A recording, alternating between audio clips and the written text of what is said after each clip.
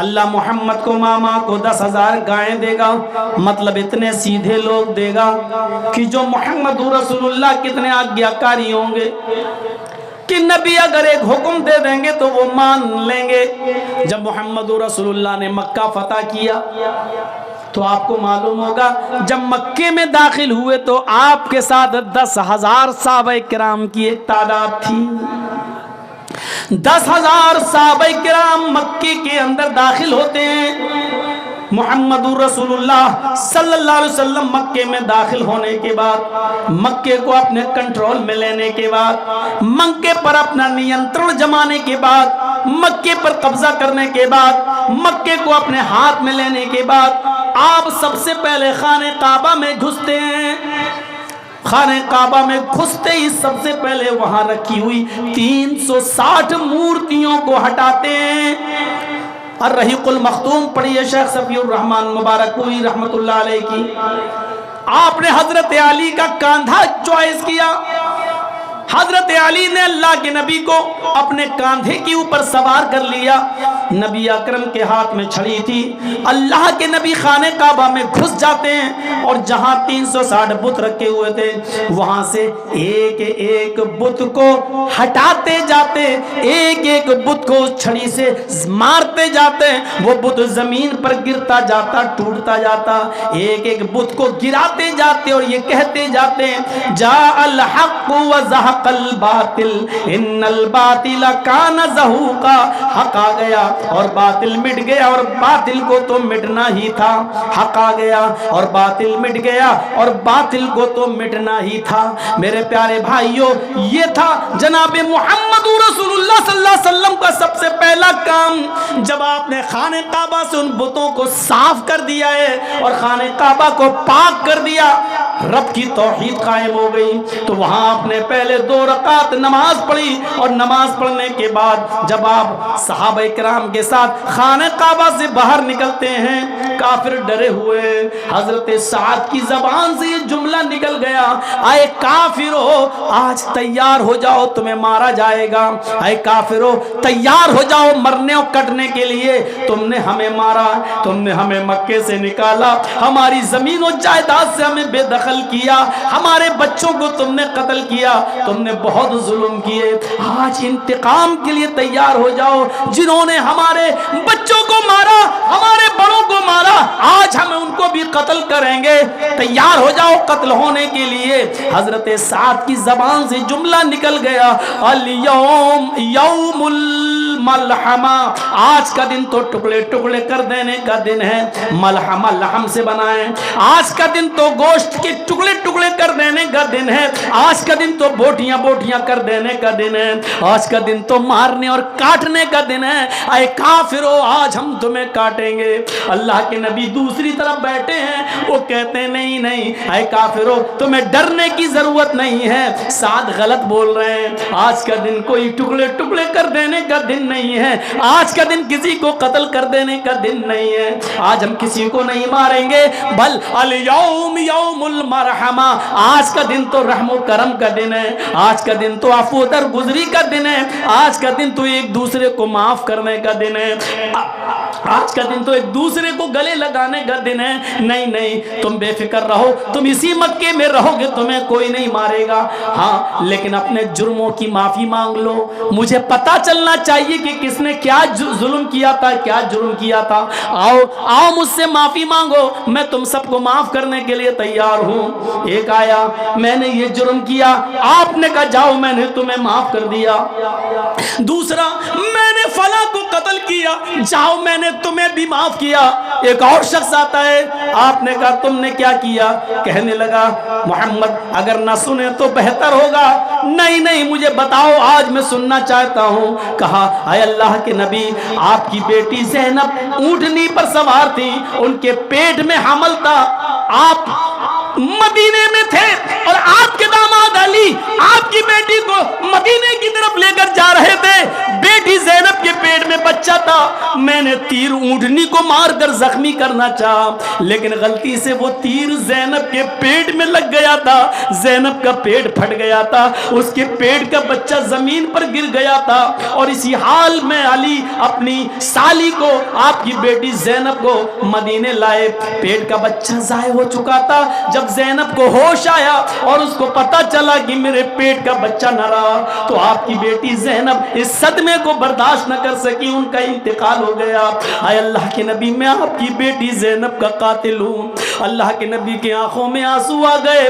فرمایا ہبار, میری بیٹی کی یاد دلا دیا آج تو نے. میں نے ہی اپنے ان ہاتھوں میں اپنی بیٹی کو دم توڑتے ہوئے دیکھا ہے. میں نے ان ہاتھوں میں اپنی بیٹی کو لیا اور اس کی آخری سانسیں اسی حال میں نکلی کہ اس کو صدمہ تھا کہ میرے پیٹ کا بچہ ضائع ہو گیا. لیکن اے ہبار, میں وعدہ کر چکا ہوں کہ کسی سے کوئی بدلہ نہیں لیا جائے گا. او میری بیٹی کے قاتل, او میری بیٹی زینب کے قاتل, جا اے ہبار, جا جا ہبار, میں نے تجھ کو بھی معاف کر دیا. اے ہبار, میں نے تیرا خون بھی بخش دیا. اے ہبار, جا میری آنکھوں کے سامنے سے ہٹ جا, میں نے تجھے بھی چھوڑ دیا. اسی محفل میں معافی مانگنے والی ایک عورت آتی ہے, نام ہے اس کا ہندا. کہتی ہے اللہ کے نبی آپ تو مجھے جانتے ہی ہیں. آپ نے کہا تم ہندا ہو؟ ہاں. اے ہندا, تیرا جرم تو بہت بڑا ہے. میرے چچا حمزہ کا تو نے پیٹ پھاڑا. میرے چچا حمزہ کے قتل کے بعد تو نے اس کی ناک کاٹی, تو نے اس کا کان کاٹا, تو نے میرے چچا حمزہ کی زبان کاٹی, اور ان تینوں میں دھاگا ڈال کر تو نے اس کا ہار بنا کر اپنے گلے میں پہنا. میری چچا کی لاش کا تو نے مسئلہ کیا ہے. تو نے میرے چچا حمزہ کی زبان کاٹی, ناک کاٹی, کان کاٹا اور اس کا ہار بنا کر اپنے گلے میں پہنا. اس پر بھی تیرا کلیجہ ٹھنڈا نہ ہوا تو تو نے میرے چچا کا پیٹ پھاڑا, پیٹ سے کلیجہ نکالا, اس کلیجے کو کاٹا اور اپنے دانتوں سے نوچا, اور اس کلیجے کو تو نے دانتوں سے چبایا. جب تیرے دل نے اس کو حلق کے اندر, پیٹ کے اندر لے جانا گوارا نہ کیا, تو اپنے دانتوں سے کچا چبا کر تو نے زمین کے اوپر تھوک دیا.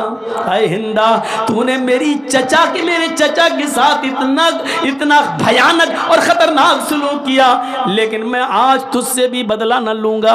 اے ہندا, جا, میں نے تجھے بھی معاف کر دیا. اے ہندا, لیکن ایک گزارش ہے, میرے سامنے مت آنا, میں بھی انسان ہوں, میرے پاس بھی دل ہے. جب تو میرے سامنے آئے گی تو مجھے اپنے چچا کی لاش یاد آ جائے گی. جب تو میرے سامنے آئے گی تو مجھے اپنے چچا کا یہ مسئلہ کیا ہوا, یہ بگڑا ہوا اور ان کی لاش کے ساتھ یہ سلوک جو تو نے کیا وہ میرے سامنے آ جائے گا. اے ہندا, آئندہ میرے نظروں کے سامنے مت آنا.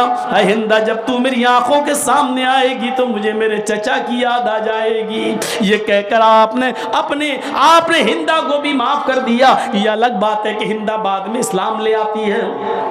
میرے پیارے ساتھیوں, آپ نے ایک ایک کر کے سب کو معاف کر دیا. جب اللہ کے نبی یہ کہہ رہے تھے کہ آج میں کسی سے انتقام نہیں لوں گا, تو یہ 10,000 صحابہ اتنے سیدھے تھے کہ خاموش ہو کر کہنے لگے آپ کا فیصلہ سر آنکھوں پر, جو آپ نے فیصلہ کر دیا وہ مجھے تسلیم ہے, جو آپ نے فیصلہ کر دیا وہ مجھے قبول ہے. میرے اپنے ماں باپ کا, میں اپنے بیٹوں کا, اپنی اولاد کا میں بھی بدلہ نہ لوں گا. میرے بھائیوں, 10,000 گائے سے مراد ایسے 10,000 صحابہ جو نبی اکرم پر اپنی جان نچھاور کریں گے اور ان کے حکم کے آگے اپنے سر تسلیم خم کر لیں گے. یہ 10,000 گائے سے مراد یہ ہے. تو 100 سونے کے سکوں سے مراد اصحاب صفہ, 10 ہار سے مراد عشرہ مبشرہ, 300 گھوڑوں سے مراد 313 جنگ بدر میں لڑنے والے صحابہ, 10,000 گایوں سے مراد مکے میں 10,000 صحابہ کا وہ لشکر جو جناب محمد رسول اللہ کے ساتھ مکے میں داخل ہوا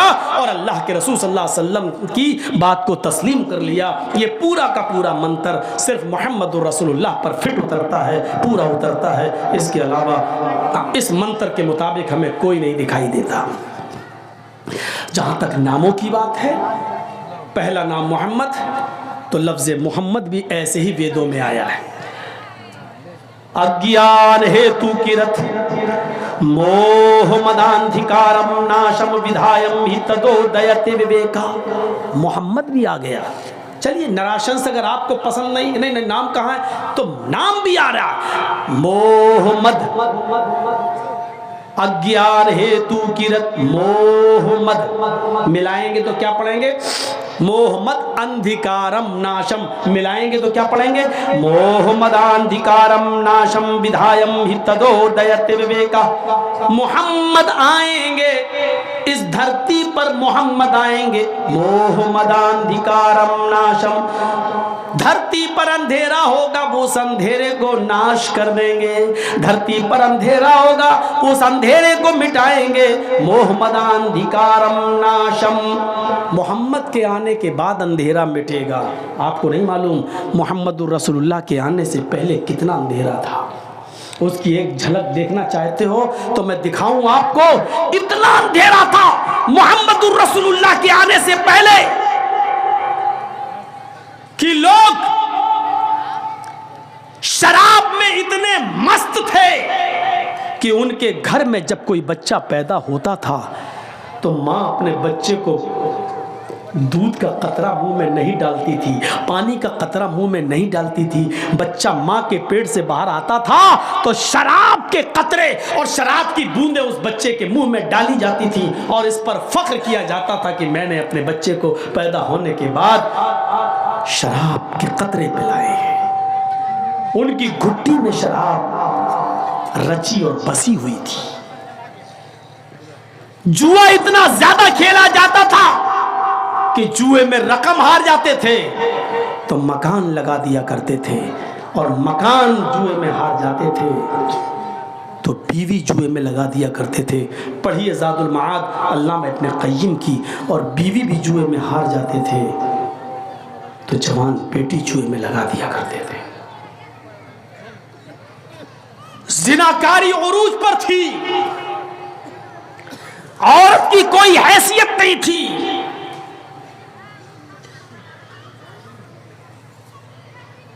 बच्ची के पैदा होने के बाद जालिम बाप 4 साल तक बच्ची को अपने घर में पालता था, 4 साल तक पोसता था, बड़ा करता था, और 4 साल की हो जाने के बाद बीवी से कहता था कि बच्ची अब 4 साल की हो गई है, अब इसको हम दफन करेंगे।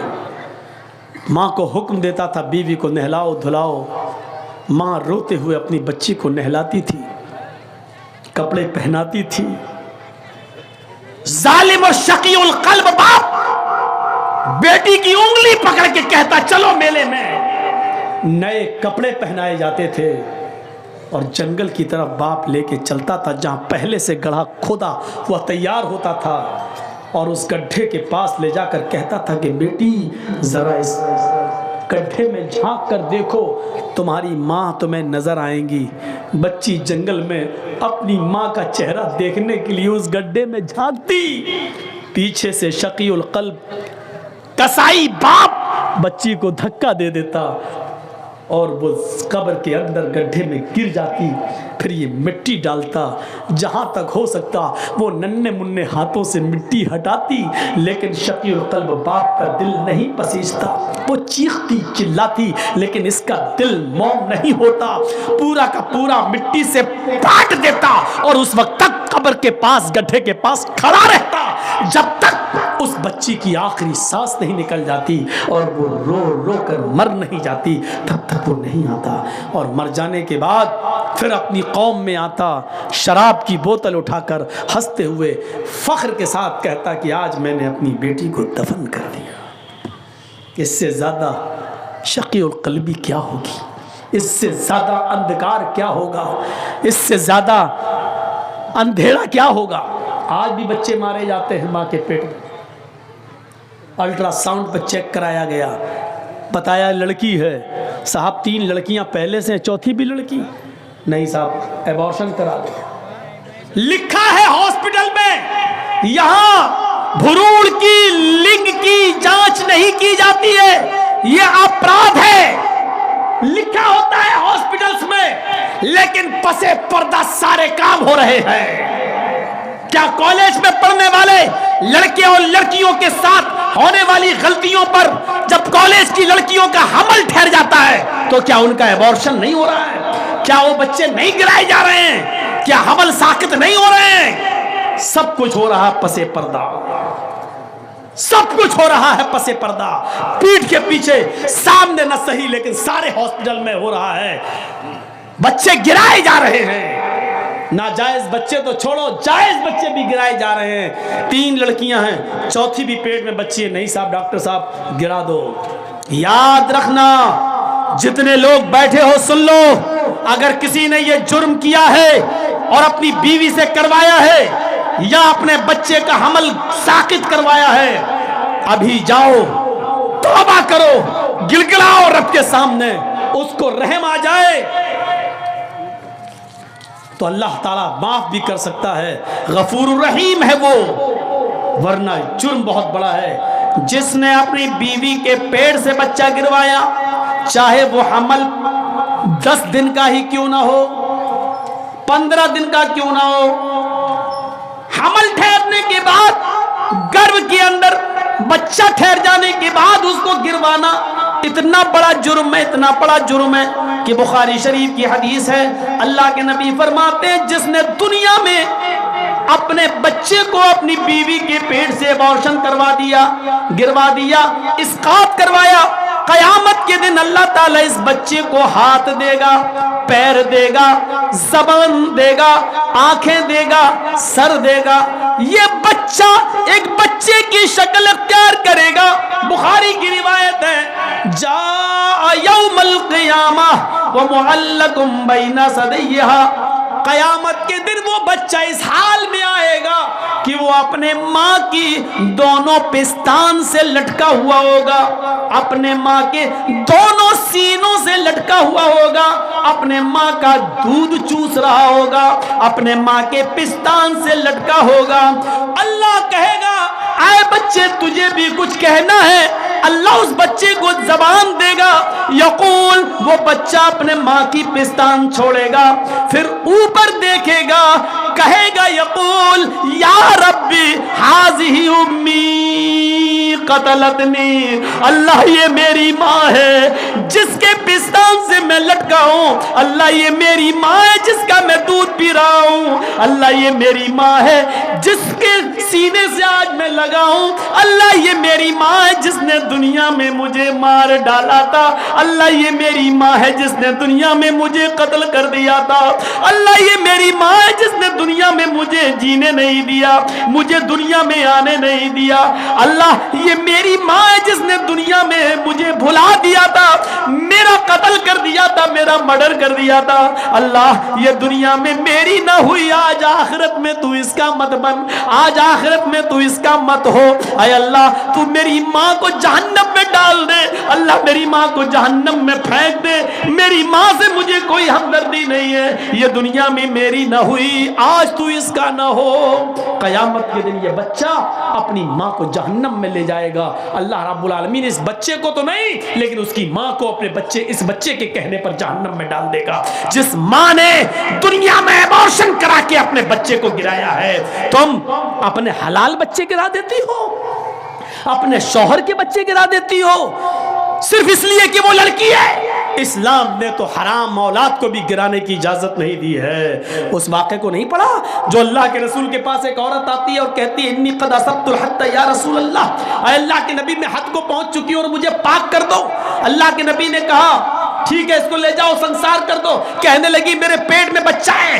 آپ نے کہا پھر تجھے ابھی سنسار نہیں کیا جائے گا، جاؤ جب بچہ پیدا ہو جائے تب آنا۔ بچے کو لے کر آئی گا، اب تو پیدا ہو چکا ہے۔ آپ نے کہا اس بچے کے ہونٹوں میں تیرا دودھ لگا ہوا ہے، مطلب اس بچے کو تیرے دودھ کی ضرورت ہے، جب تک وہ تیرا دودھ پیے گا تجھے قتل نہیں کیا جائے گا، جب وہ تیرا دودھ چھوڑ دے اور روٹی کھانے لگے تب تجھے قتل کیا جائے گا۔ اسلام تو حرام اولاد گرانے کی اجازت نہیں دیتا، تم تو اپنے حلال اولاد گرا دیتی ہو۔ قیامت کے دن یہ عورتیں بہت سخت عذاب میں مبتلا ہوں گی جنہوں نے دنیا میں اپنے بچوں کو گروایا ہے۔ حمل ٹھہرنے کے بعد چاہے وہ ایک دن کا ہی کیوں نہ ہو، حمل ٹھہر گیا، رپورٹ میں آ گیا کہ حمل ٹھہر گیا، اب آپ بچے کو نہیں گرا سکتے ہیں، ایبارشن نہیں کرا سکتے ہیں۔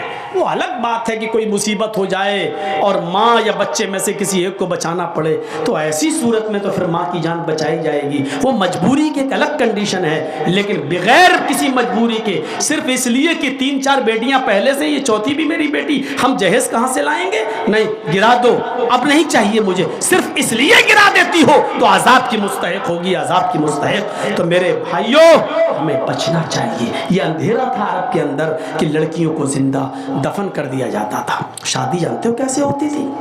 شادیوں کا رواج بہت برا تھا۔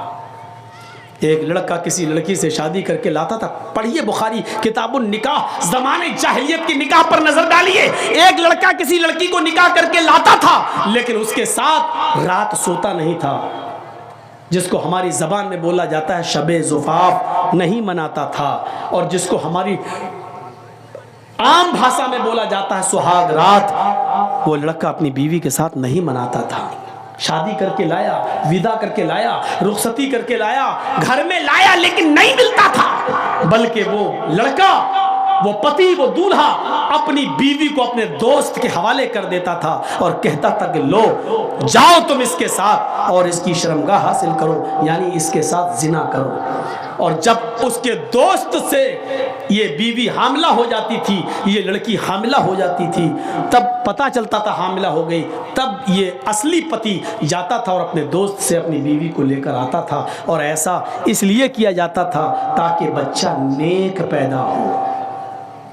بتائیے، ان کے ہاں نیک بچہ پیدا ہونے کا یہ تصور تھا کہ جب تک شوہر شادی کے بعد اپنی بیوی کو کسی دوست کے بستر پہ نہ بھیج دے اور اس سے حمل نہ ٹھہر جائے، تب تک اس بیوی کو اپنی بیوی کی طرح نہیں اپنایا جا سکتا ہے، اس سے ملا نہیں جا سکتا ہے۔ اور یہ اس سماج میں اس لیے ایسا کیا جاتا ہو کہ اس سے بچہ شریف پیدا ہو، تو وہاں کی شرافت آپ سمجھ سکتے ہیں۔ جیسے ہمارے ملک میں ایک دھرم ایسا بھی ہے جس کے بڑے بڑے گرو ننگے رہتے ہیں، مارکیٹ میں ننگے گھومتے ہیں اور عورتیں ان کے پیچھے پیچھے گھومتی ہیں، اور ایک جگہ جب وہ بابا بیٹھ جاتا ہے تو اس کے اوپر سر پہ دودھ ڈالتی ہیں۔ آج بھی یہ پرچلن ہے، اور وہ دودھ جب بہتا ہوا اس بابا کے مشین کے پاس آتا ہے، وہ گرو گھنٹال جو بنا بیٹھا ہے ننگا، جب بابا کی شرمگاہ کے پاس آتا ہے وہ دودھ اوپر سے، تو اس کو کٹورا لگا کے ایسے بھر لیتی ہیں، اور وہ دودھ گربھوتی عورتوں کو پلایا جاتا ہے، حاملہ عورتوں کو پلایا جاتا ہے۔ کیوں؟ تاکہ بچہ نیک پیدا ہو۔ اندازہ لگاؤ، مشین کے پاس سے آیا ہوا دودھ اور کٹورے میں بھرا گیا ہو وہ دودھ جب گربھوتی عورت پیے گی تو بچہ کتنا شریف پیدا ہوگا، اس سے آپ اندازہ لگا سکتے ہیں۔ اس کی شرافت کا حال کیا ہے، یہیں سے آپ اندازہ لگا سکتے ہیں۔ تو وہ ایسا ہوتا تھا۔ نکاح کا دوسرا طریقہ عرب کے اندر یہ تھا، نکاح کا دوسرا طریقہ عرب کے اندر یہ تھا کہ ایک ہی عورت کے پاس 3 سے اوپر اور 10 تک لوگ، 10 سے زیادہ نہیں، 10 تک لوگ آتے تھے۔ 3 بھی ہو سکتے ہیں، 4 بھی، 5 بھی، 6 بھی، 7 بھی، 8 بھی، 9 بھی، 10 بھی، 10 سے زیادہ نہیں۔ اس عورت کے پاس پورے سال جاتے ہیں۔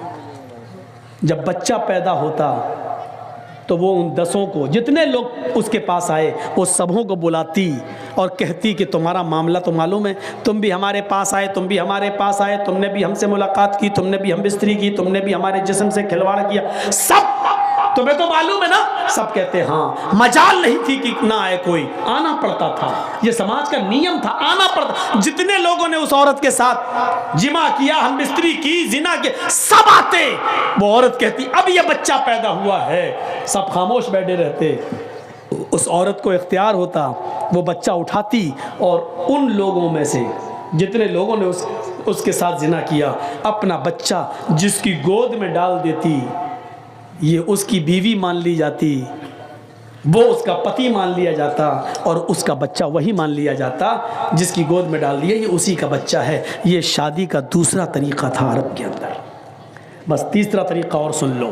تیسرا طریقہ یہ تھا کہ گنتی کی کوئی تعداد نہیں تھی, عورت اپنے گھر میں ہری جھنڈیاں لگا لیا کرتی تھی. ہری جھنڈی کا مطلب پورے سال جو ان کے پاس آنا چاہے. یہ اس علاقے میں طوائف میں شمار نہیں ہوتی تھی, لیکن کام طوائف والا تھا.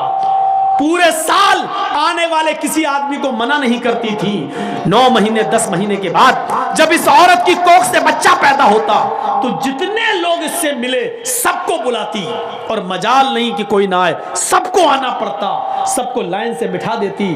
خانہ کعبہ جو پہلے ان کے ہاتھ میں تھا, وہاں قیافہ شناس کو بلایا جاتا. وہ آتا اور اس سے کہا جاتا کہ اس بچے کی شکل دیکھو, ان لوگوں میں سے کس سے سب سے زیادہ مل رہی ہے. وہ دیکھتا, چیک کرتا, اور اتنے لوگوں میں جس آدمی سے اس بچے کی شکل سب سے زیادہ مل رہی ہوتی, قریب ہوتی, یہ اس کی گود میں بچہ ڈال دیتا اور اس عورت کو اس کے ساتھ بھیج دیتا. یہ شادی کا تیسرا طریقہ تھا.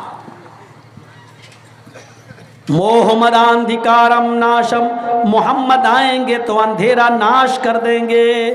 اب دیکھیے اسلام جب آتا ہے تو زمانے جاہلیت کے سارے نکاح ختم کر دیے جاتے ہیں, اور اسلام نے عورت کو اتنی عزت دے دی کہ اب نکاح کے لیے جب بیٹھ گیا دولہا, پہلی بات تو بارات کا تصور ہے نہیں, اب آ گئی تو بیٹھ گیا, تو پہلے لڑکے کا نکاح نہیں ہوگا, پہلے لڑکی کا ہوگا.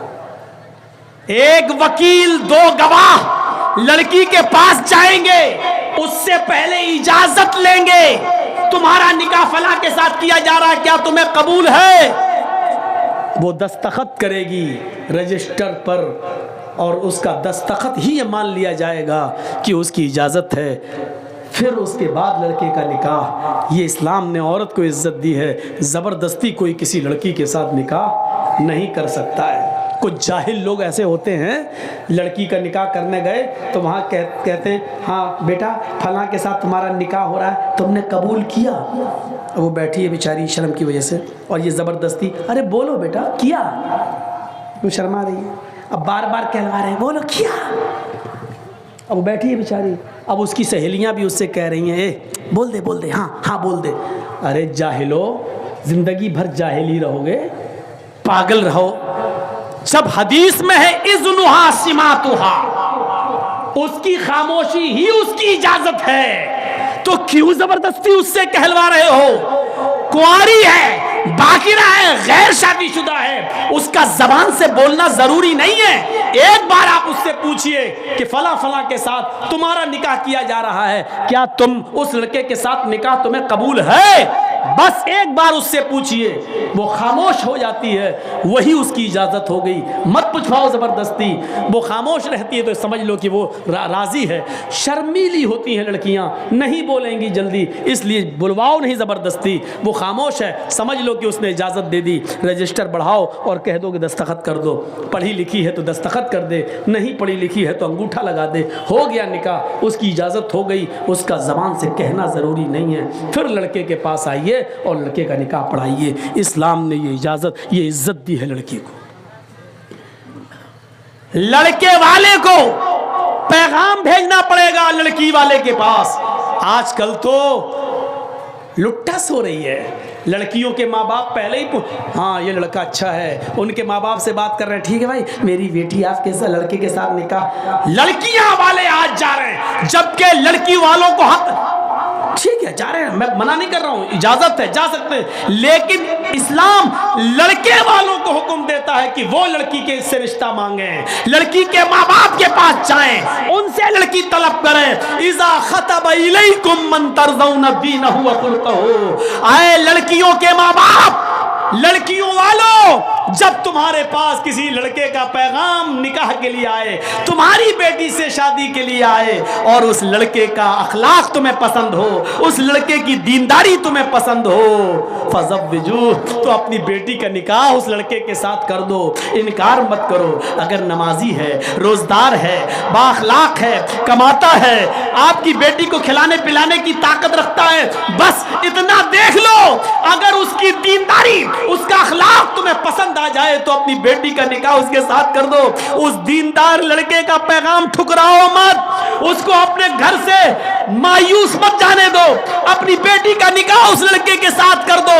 اگر دیندار لڑکے کے ساتھ تم نے اپنی بیٹی کا نکاح نہیں کیا, ان لم تفعلوه تکن فتنة فی الارض وفساد عریض, اگر نمازی اور دیندار لڑکے کی آنکھوں سے آنسو بہ گئے, اس کا پیغام تم نے ٹھکرا دیا اور لڑکی کا اپنی بیٹی کا نکاح اس کے ساتھ نہیں کیا اور اس کے رشتے کو اگر بھگا دیا یا نہیں کیا, تو زمین میں فتنہ پھیل جائے گا. ان لم تفعلوه تکن فتنة فی الارض, تو زمین میں فتنہ دیکھو گے, وفساد عریض, اور لمبا چوڑا فساد. آج دیکھ لو طلاقوں کی کتنی نوبتیں ہیں, کیونکہ ہم نے جنٹل مین دیکھا ہے, ہیرو دیکھا ہے, زمین و جائیداد والا دیکھا ہے, دیندار نہیں دیکھا ہے. سپریم کورٹ کا بیان ہے کہ سب سے زیادہ ہمارے یہاں طلاق کے کیس پینڈنگ میں پڑے ہوئے ہیں, طلاق کے کیس پینڈنگ میں پڑے ہوئے ہیں, اور طلاق کے کیس 3 کروڑ کی تعداد میں ہیں. طلاق کے کیس کتنے ہیں سپریم کورٹ میں؟ سپریم کورٹ نے کہا 3 کروڑ طلاق کے کیس پینڈنگ میں ہیں, اور ان 3 کروڑ طلاقوں میں 2 کروڑ سے زیادہ صرف مسلمانوں کے کیس ہیں, صرف مسلم عورتیں اور مسلم مردوں کے کیس ہیں جو سپریم کورٹ میں پینڈنگ پڑے ہوئے ہیں. آپ آئیڈیا لگا سکتے ہیں, مسلمانوں کی تعداد تو ہندوستان میں اتنی زیادہ نہیں ہے, سب ملا کر 3 کروڑ طلاق کے کیس پینڈنگ میں, اور 3 کروڑ میں 2 کروڑ سے زیادہ صرف مسلمانوں کے کیس. اس سے آپ اندازہ لگائیے کہ مسلمانوں نے دینداری دیکھنا شروع نہیں کیا ہے, دینداری کو دیکھنا چھوڑ دیا ہے. چاہے لڑکے والے ہوں, لڑکی میں دینداری نہیں دیکھ رہے ہیں, لڑکی والے لڑکوں میں دینداری نہیں دیکھ رہے ہیں. اس لیے طلاقوں پر نوبتیں آ رہی ہیں, جو ہمارے لیے بہت بڑا المیہ ہے اور درد سر ہے. اس کو ہمارے سماج اور سوسائٹی کو سوچنا پڑے گا اور دیکھنا پڑے گا. تو میرے پیارے ساتھیوں, اللہ کے نبی کا نام محمد بھی آ گیا. اندھیرے کو ناش کریں گے, اور آپ نے اندھیرے کو ناش کر دیا. مجھے بولتے ہوئے پورا 2 گھنٹہ ہو گیا ہے. میں آپ سے رخصت ہوتا ہوں. رخصت ہونے سے پہلے ایک التجا کرتا ہوں, میں 2 منٹ ایسے اسٹیج پر بیٹھوں گا. 2 منٹ میں آپ اس ادارے کا جو تعاون میرے ہاتھ میں کرنا چاہیں آپ کر دیں. اگر آپ چاہتے ہیں کہ جرجی صاحب سے مصافحہ کر لیں تو آپ آئیے.